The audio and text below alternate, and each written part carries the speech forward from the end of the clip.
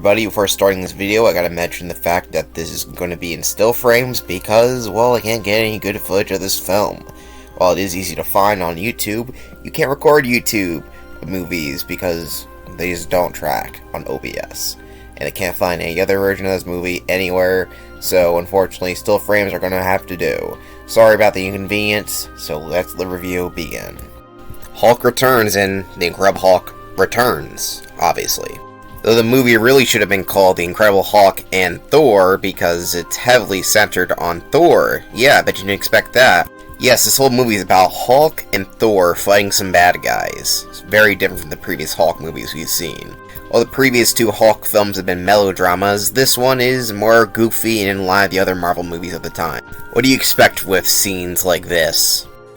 And why is it called Returns? Well, apparently the film was about the character coming back after the show ended, so now he's returning, quote-unquote.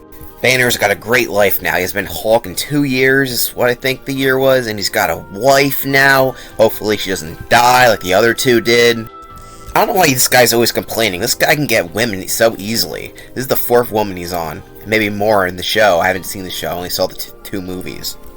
Though things start getting weird when some old student of his, maybe not, who's a fan of his, called Donald Blake, decides that he's going to show off his Norse mythology stuff he found in the mountains.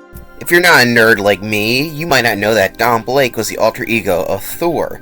In the original comics, Thor was not his own character, but just an alter ego of Don Blake, who struck his cane and become Thor after gaining mystical powers. Later, it was retconned to be that he was always Thor, he just got his memory wiped, which is why Thor isn't that accurate to Norse mythology, which is a shame, because Norse mythology goes hard. It's amazing. But yeah, Donald Blake and Thor are the same guy. Here, not so much.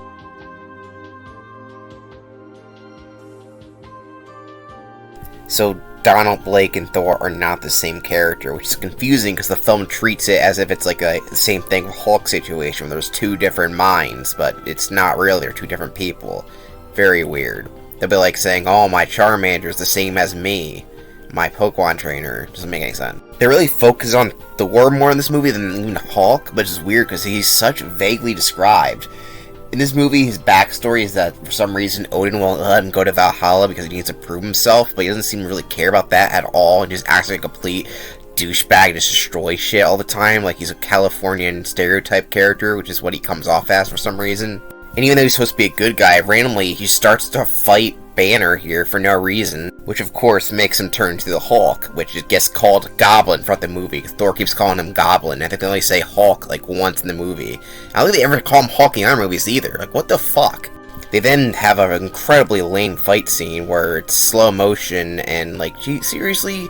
Can we not have an actual fight scene that has to be slow-mo? I remember back in the day, I actually showed this fight scene in my class as a student. They showcased this and compared it to the 2012 Avengers movie.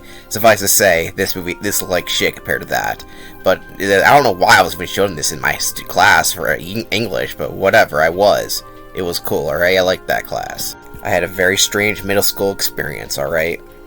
And honestly, the rest of the movie is just nothing. Donald Blake and Thor just fuck around all over the place and just talk about just shooting the shit like they're just having a party and not really doing anything of much of all. I can't even speak. That's how much little happened. Then Banner cries about his girlfriend and they don't do anything about that. And the rest of the movie is like, wow, Thor's kind of like the Hulk, but hey, you can control him, but he's annoying, but hey, I turn into a monster, but maybe we do for good, and that's it. It's over and over again. So lame.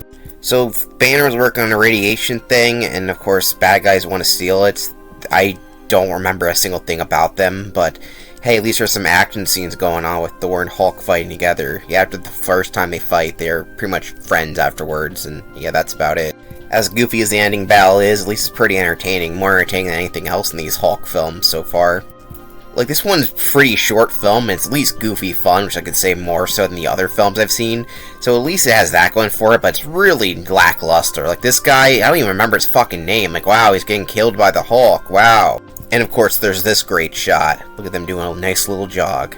The strangest thing is at the end of the movie, after everything's resolved, it looks like Banner just left his wife for no reason because he became Hulk again, even though he wasn't supposed to, even though the last thing he did as Hulk was fight alongside people for good. Yeah, very confusing ending. I don't get it. Did I miss something? Maybe I did, but I don't really care. So if you want to see a dweeb and a guy who's supposed to be Northback's like a California surfer talk and go to the bar for an hour, then this movie's for you. Yeah, this movie's kind of boring and it's not that deep, and overall, if you're a Marvel fan, it's good for a laugh, but it's not very great. It's free on YouTube, an actual official version with ads, so it looks better than the other films, and the fights in the end is kind of fun. I'm just ready for these TV movies to be over because they give me a whole lot of nothing.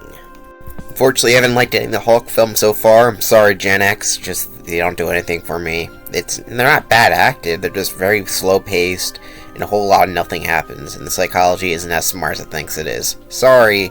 Yeah, next time I think we're doing another Hulk film. If not, it's The Punisher.